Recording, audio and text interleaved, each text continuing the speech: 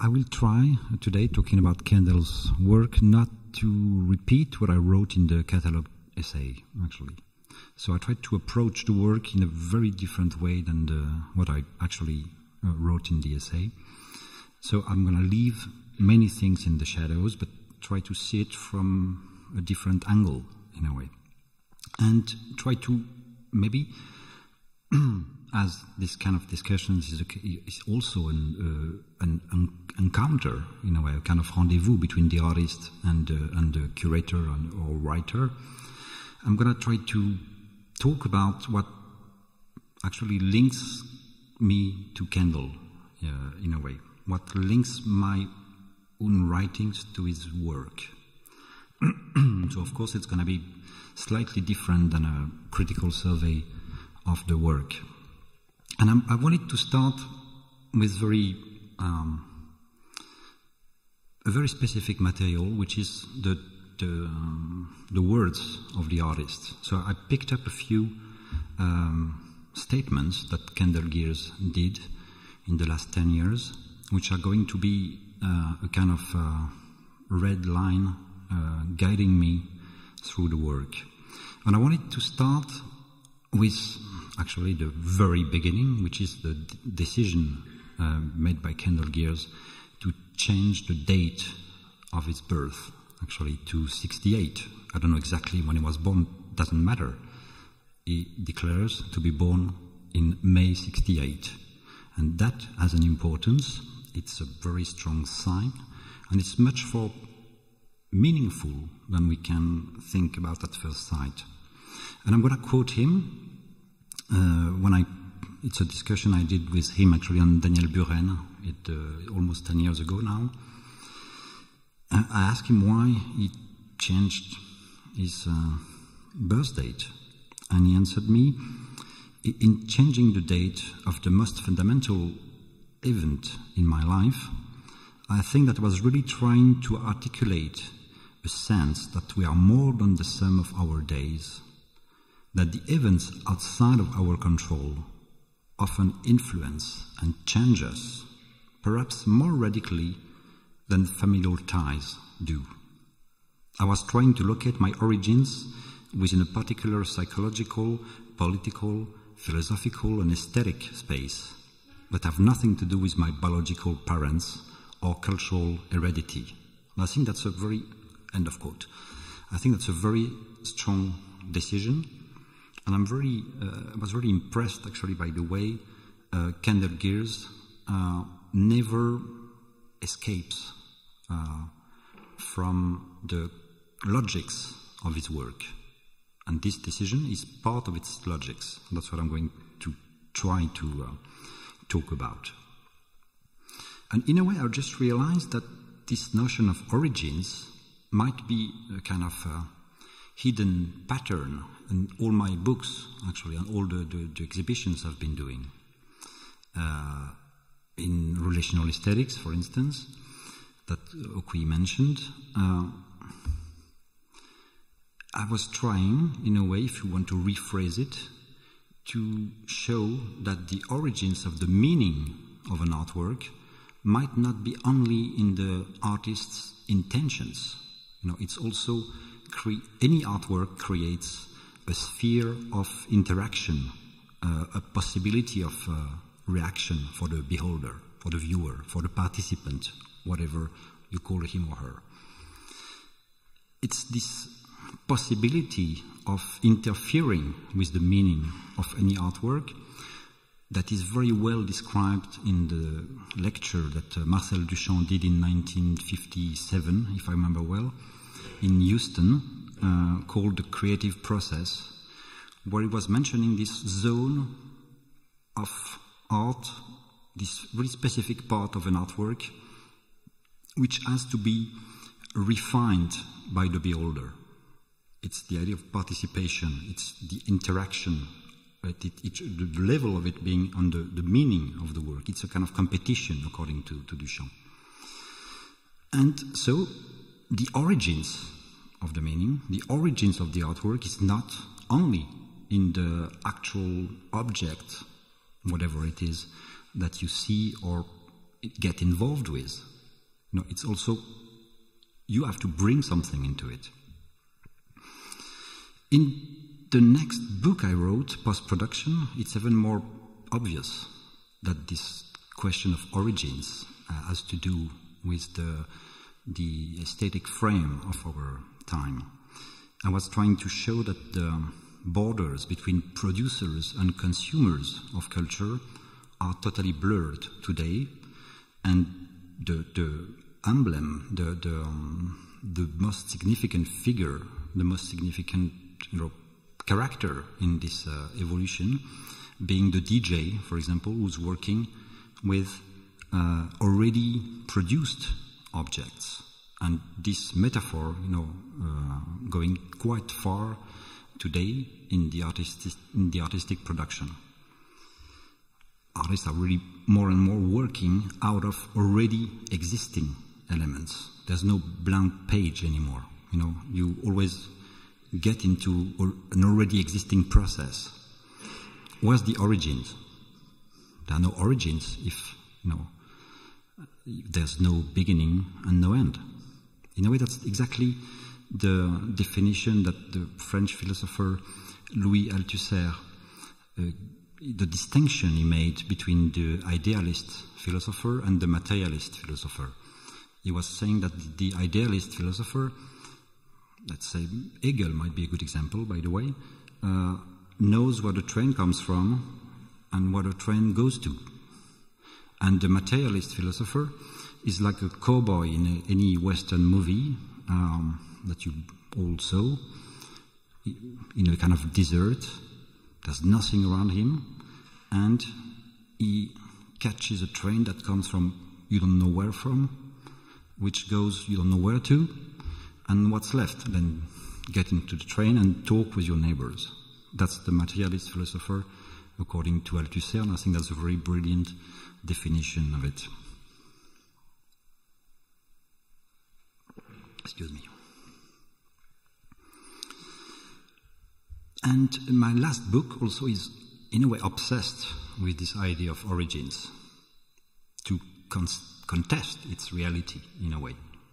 Exactly like you can see also in the original decision of Kendell Geers to erase its origins.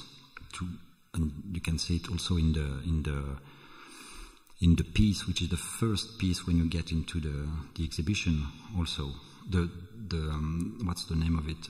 The title is it's the CV. Yeah, that's it.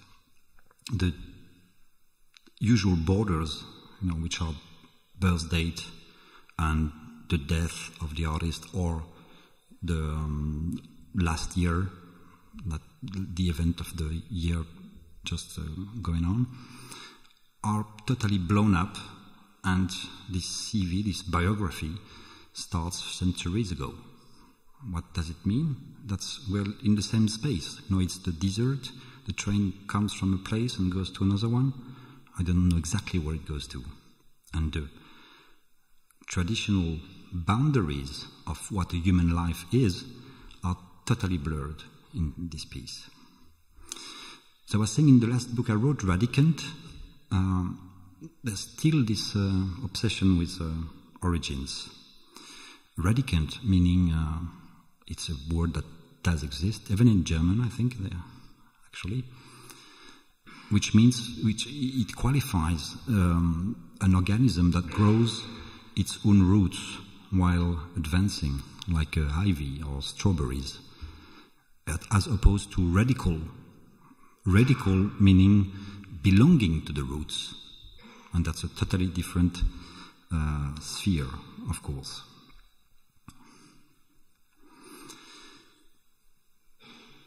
I was trying to talk about this, to explore this idea of the radicant in order to fight against something which, according to me, is the most important laziness zone in contemporary thinking, which is the prefix post, as being the usual prefix that's used when you have to qualify something that's contemporary. Post-politics, post-modernism, of course, post-feminism, post-everything. And we have actually to address this question. How do we need to describe ourselves as being into a post-zone, actually, like belonging to the suburbs of history, after something that happened yesterday? And that's something that should be addressed also, and that I think is not without relationship with Kendell's work, as we're going to see. The second very strong link I would establish between my way of thinking, let's say, and Kendell's work is this distinction between activity and passivity, which is a very important issue in the whole 20th century, actually, of course. And that's the same in relational aesthetics. I'm trying to describe how art generates activity within the beholder's, behavior. It's not exactly participation, which is a very specific aspect of the relational, but in a way, it's how can an artwork generate activity within the beholder? Post-production, the other book, it's also obvious, Post-production is a kind of a blurring of the distance between activity and passivity, between production and consumption. This theme, this opposition between activity and passivity is, I think, one of the strongest ones in the whole 20th century and the history of art of 20th century. It's this very strong discussion that happened between the power and the mob, between the producer and the consumer, between the actor and the spectator, and then you find Guy Debord, the Situationist International, and many others, and the artist and the beholder also, obviously. And I've found also, I was attracted by another quotation from Kendell Geers, which actually really talks about it in a very peculiar and specific way. I quote, "The implications of danger are extremely important to the psychology of most of my production, because it's really about trying to make the viewing of art conscious and active rather than passive. So when the viewer walks into a situation where they feel or become fragile, it's a psychological or emotional situation. The danger is often more in your head than in the reality. When you're feeling fragile or vulnerable, be it physical or emotionally, you become aware of yourself in the space, into your body also. And that brings us back this, I think it's a very strong theme in Kendell Geers' work.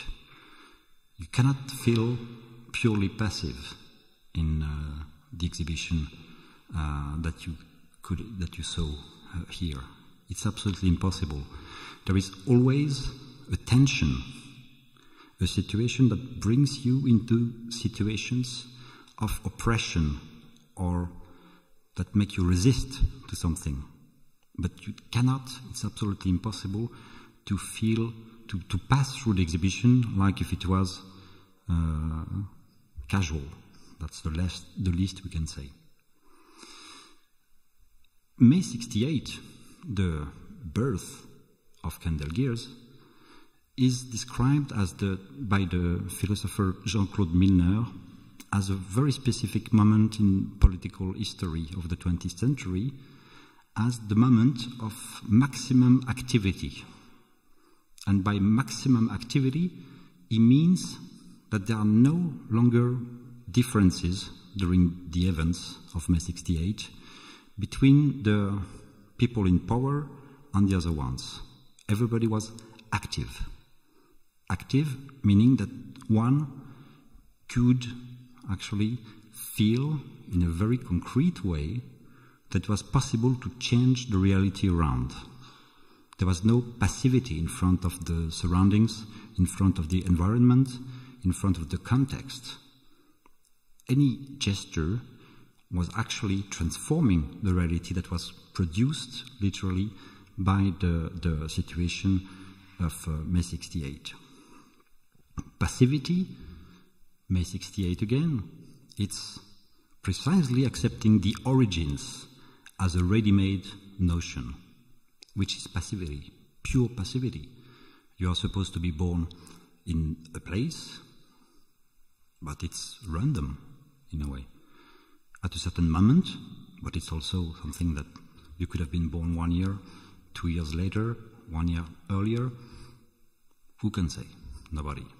So the circumstances of your birth, of my birth, are totally, let's say, aleatory. Why do we transform this aleatory situation into something that seems to determine our being, our presence to the world? That's this system which actually is highly not only criticized, but reversed in Kendell Geers' work.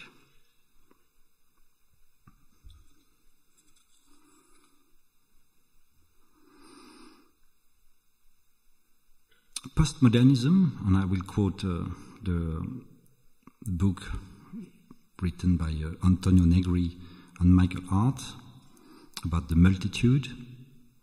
Postmodernism is indeed the logic by which global capital operates, they say, for it constitutes an excellent description of the ideal capital schemes of commodity consumption through notions such as difference, cultural multiplicity, mixture, and diversity.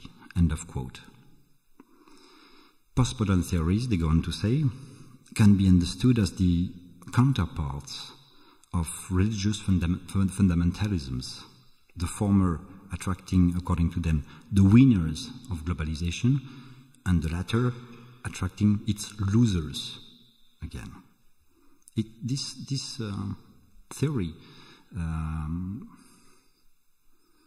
caught me somehow and made me think a lot.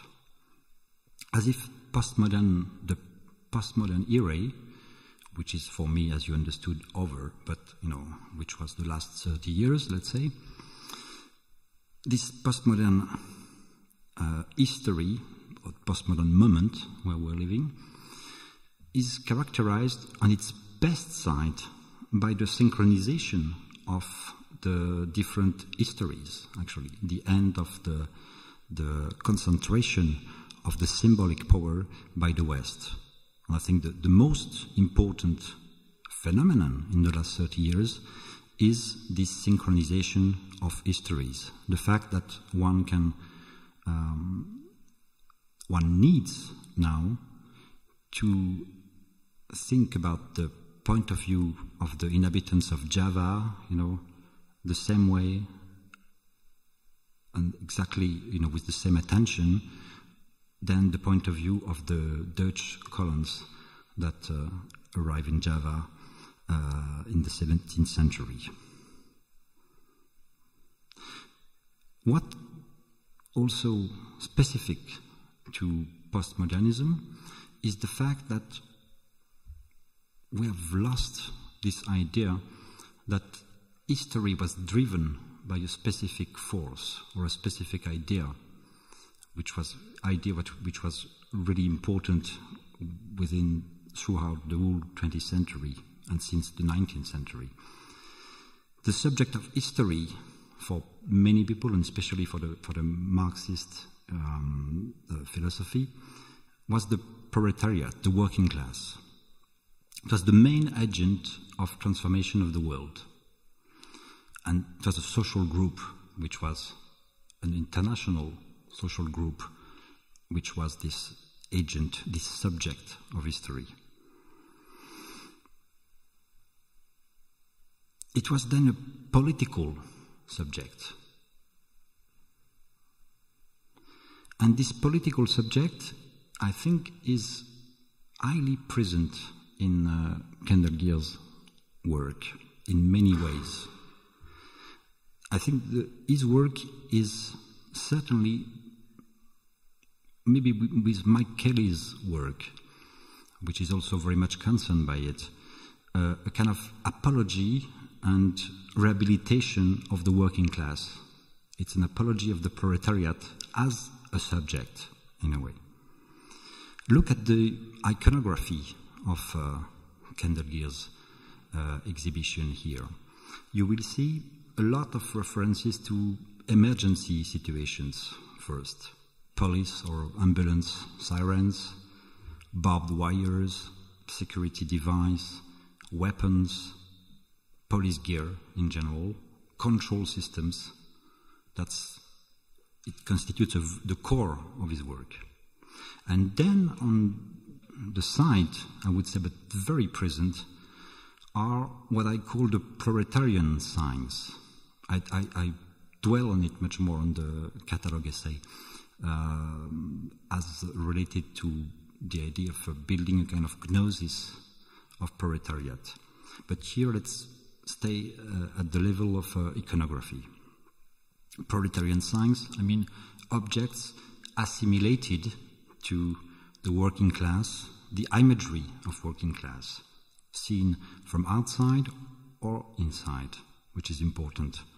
You have beer bottles, you have the word fuck everywhere, and that's specifically related to the working class by Kendell Geers. You have scaffolds, you have cheap pornography, you have all the imagery also of red areas. You have all the signs of what Guy Debord called the dangerous life, the dangerous classes. It's exactly what fascinated him with François Villon's poems, for example, in the 16th century.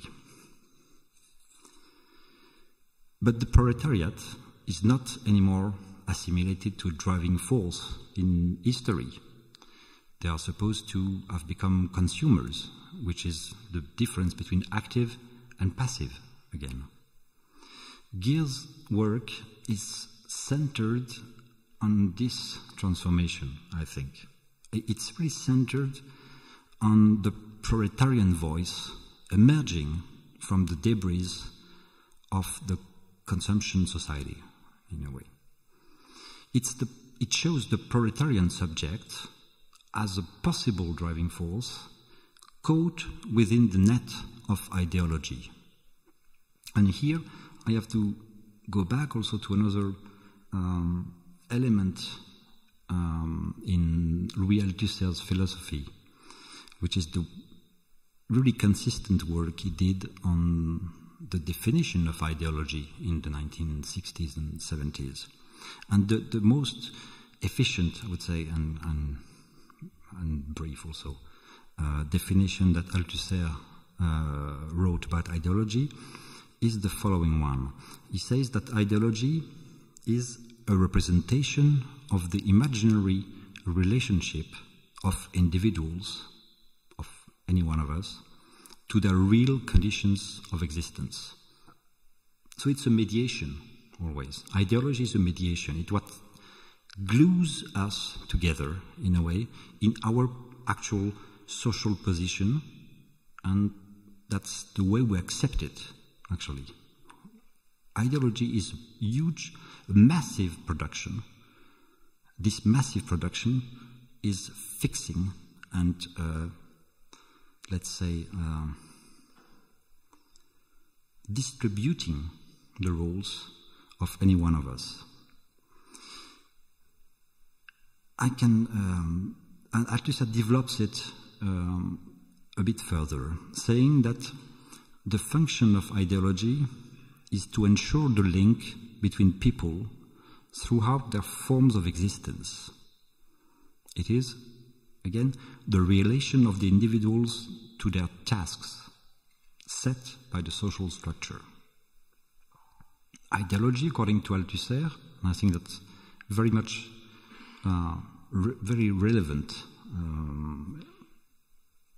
in the context of Geers' work. Ideology is not a specific content. It's not a something that could be defined as a set of value, as a specific discourse. It's a specific relation between people. And more precisely, that's Althusser who speaks, it's a relation of subjection. It's submission, in a way. Ideology is a process of submission. We don't know it, but it passes through our ears and eyes all the time. And it's the mechanism of submission that's at work. As individuals, we are all transformed into subjects. And in the word subject, you have this connotation of submission already. It's a specific process that Althusser has actually explored, which is what he calls the calling out. It's exactly the same than a police interpellation in the street. And I quote Althusser, "Hey, you there, assuming that the theoretical scene I have imagined takes place in the street, the hailed individual will turn round. Hey, you there, you turn round." By this mere 180-degree physical conversion, she becomes a subject. Why? Because this subject has recognized that the hail was really addressed to him or her. And it was really him or her who was hailed and not someone else. You recognize yourself in ideology. It's like a mirror. And this mirror is possible because there's this calling out, this interpellation, which makes you turn around all the time. And again, it's very much present in Kendell Geers' work.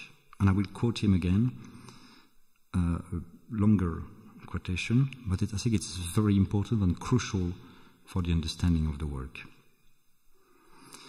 He's talking about his conception of the object of the artwork.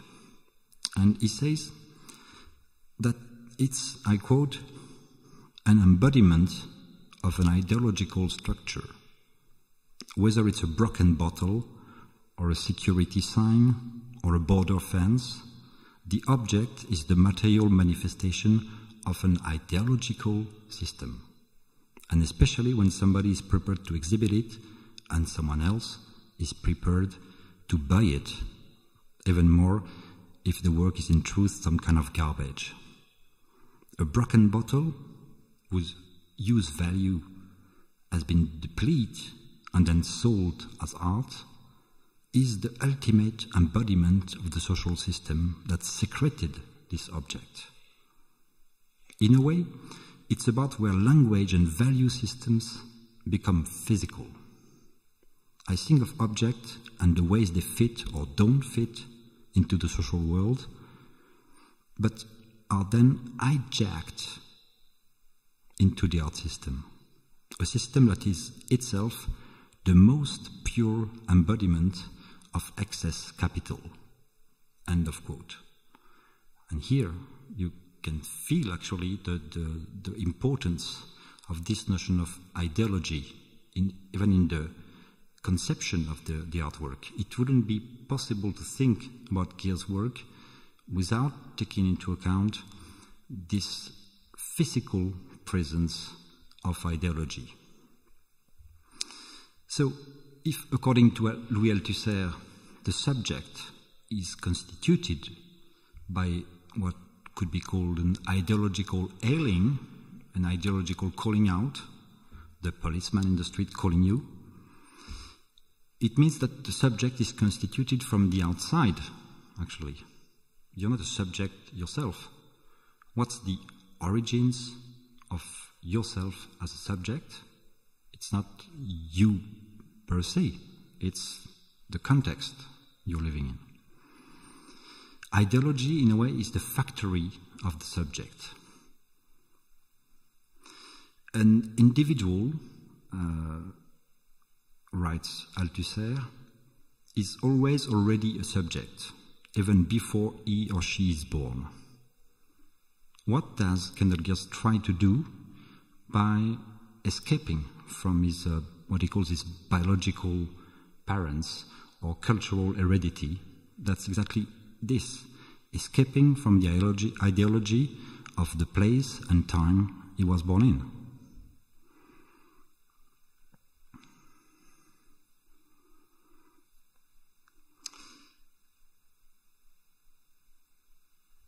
The human subject, writes Althusser, is decentered, constituted by a structure whose was no center, but only as a center in the, let's say,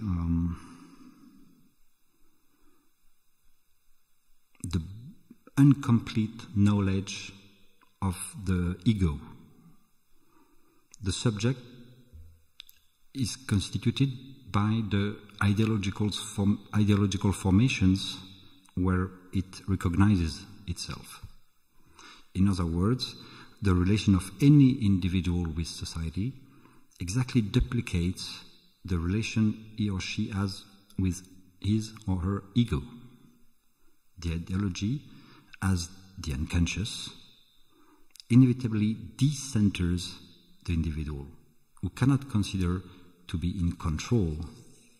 And what interests me through this notion of ideology here, precisely talking about Kendell Geers, is the fact that it's quite rare to see a work where a whole body of work where the ego, the subject, is constituted through really a kind of eternal swaying between the social and the biographical, the public and the private, the historical and the anecdotal. If you see all the works around here, they are oscillating all the time between those two positions,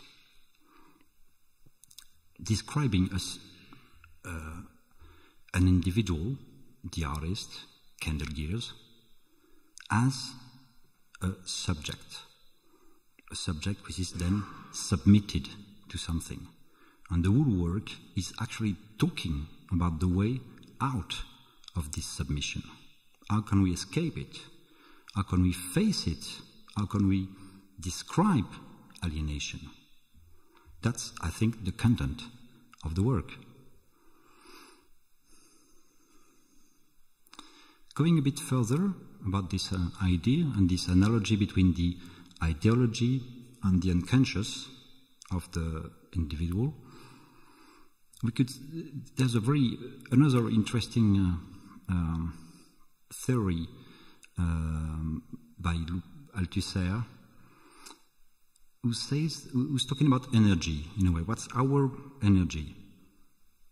And he writes that in the texts he devoted to psychoanalysis, he tries to develop the idea that the individual is, I quote, running on transference or transfer.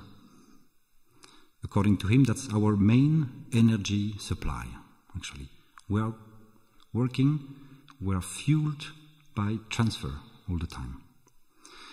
Or transference. No, I don't remember which word is the most correct. In psychoanalysis, we say transference or transfer? Well, okay, nobody knows. No problem. I said transfer.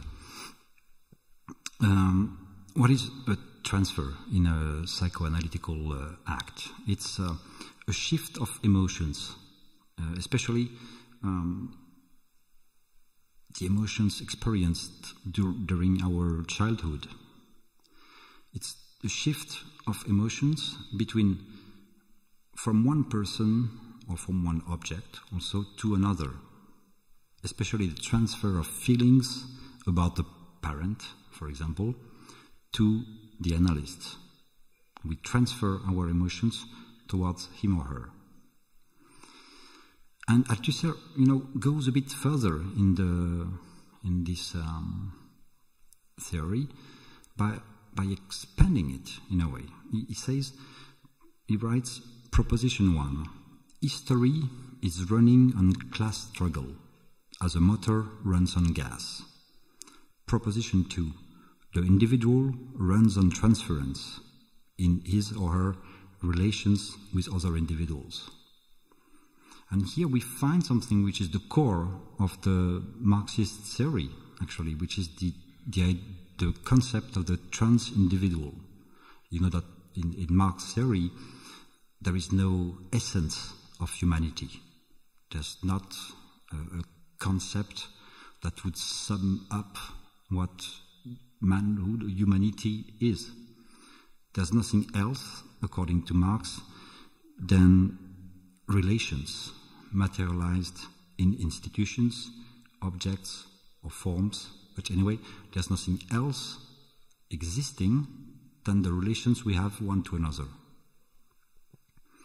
And I think that might be also the core of what I try to say in relational aesthetics.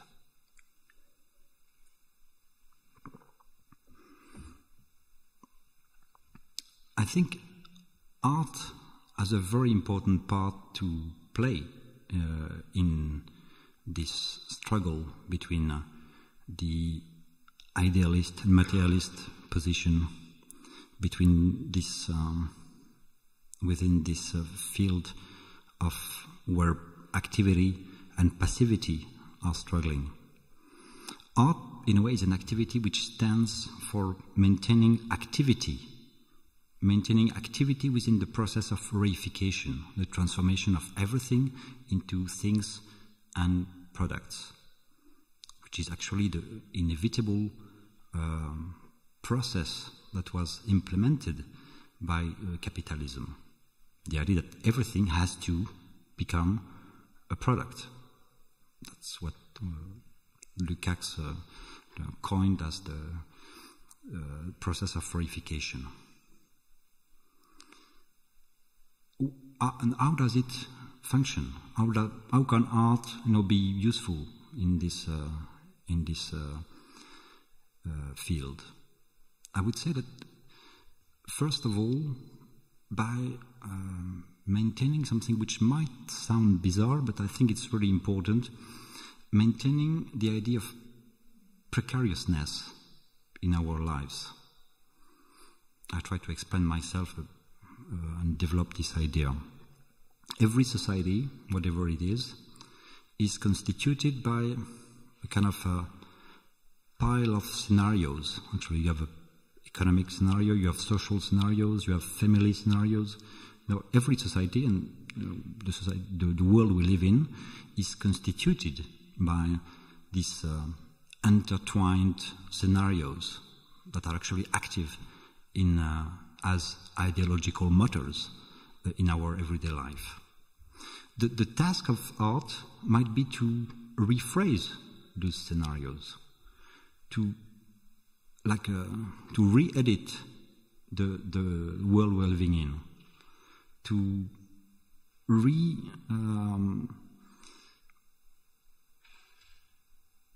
re-envision what seems to be absolutely normal, normative, and usual in our everyday life. It's, in a way, maintaining the idea that our societies are nothing else than constructions, and everything that's constructed can be undone or done differently. I think, politically speaking, this might be the main political task of art in our societies. Art is a process of dynamization, of putting things into movement also. But mainly, I think this task of this function of editing table for reality, proposing alternatives to what we're actually living, to how we actually see things, to how we apprehend them, to what we can think of them, is the purest political task of contemporary art. And if you look carefully at Kendell Geers' work, we'll see that he actually takes debris of society, elements that are actually part of everyday language. It's everyday life in a very specific space. At the very beginning of his work, you see how he's influenced by his surroundings in South Africa, and all the elements he's using are actually coming from a very common neighborhood-like situation. It's really objectively objects from which are actually very common, but recombined, reoriented in order to produce a different version of this reality. It's like putting the camera into a very specific angle to make some things appear, which is alienation, oppression, repression, political apartheid, etc., etc. And I think the second part of the work and the second part of the exhibition is showing something very similar. It only shows that the context of his own life has changed, but the process is still the same, actually. It's picking things into the wreckage or the debris of our civilization, and he combines them in order to make something spark out of it. And the image of the spark is, of course, very present in the work.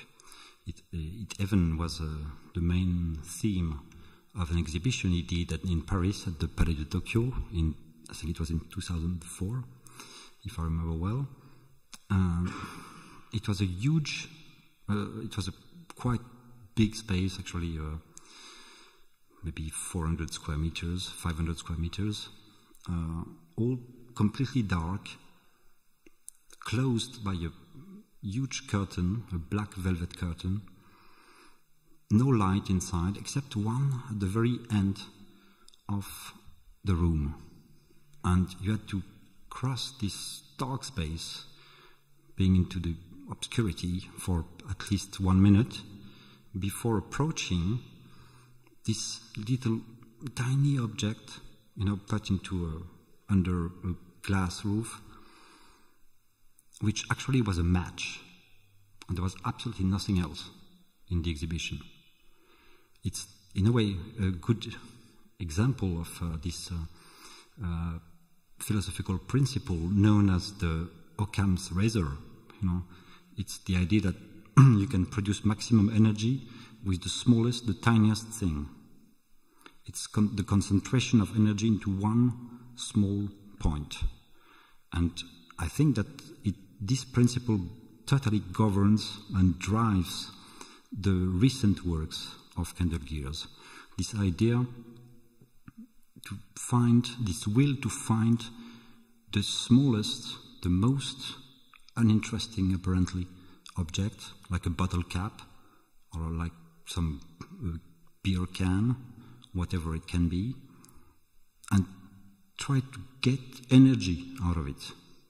Try to insert it into a real field of energy. That might be, actually, and that's more what I discuss in the catalogue essay, that might be the center of the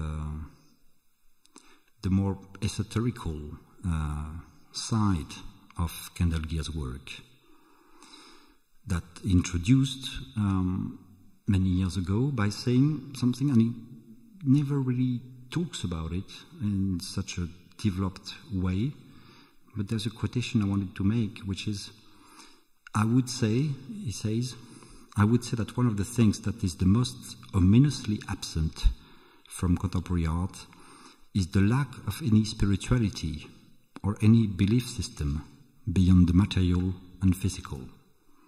I have resisted speaking of this because it's very easy to misunderstand what I'm saying. And that's a very interesting part. How can you actually introduced the idea of spirituality within a materialist way of thinking. How is it possible to reorganize the very notion of belief, which is very present, and it's not here, but what do you believe in is the introduction of the exhibition.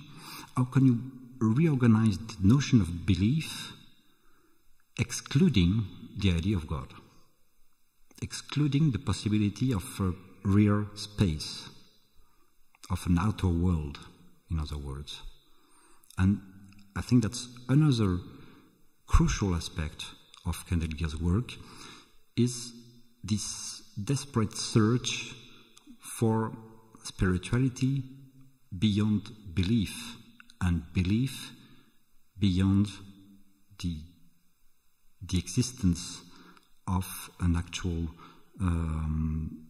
outer world, let's say. This might sound like a contradiction in some ways, but it's not contradictory. It's in a way solved by the artwork itself.